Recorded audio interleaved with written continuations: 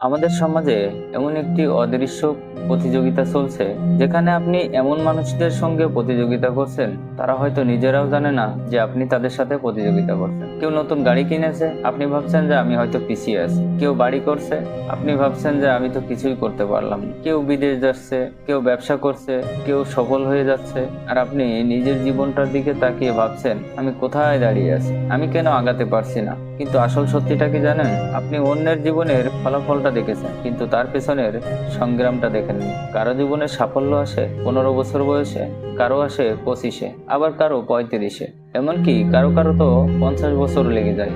আসলে জীবনের কোনো নির্দিষ্ট সময়সূচি নাই, কিন্তু আসলে আমরা সোশ্যাল মিডিয়াতে শুধু এটাই দেখি, মানুষের সফলতা, আর ওইটা দেখেই আমরা ভাবতে থাকি যে সবাই এগিয়ে যাচ্ছে, আমি একাই মনে হয় পিছিয়ে পড়ছি। অন্যের জীবনের সফলতা দেখে নিজের জীবনটাকে ছোট করে দেখবেন না, কারণ আপনি জানেন না যে মানুষটার জীবন দেখে আপনি হিংসে করছেন, সেও হয়তো আপনার জীবনের কোনো একটা জিনিসে হিংসে করছে।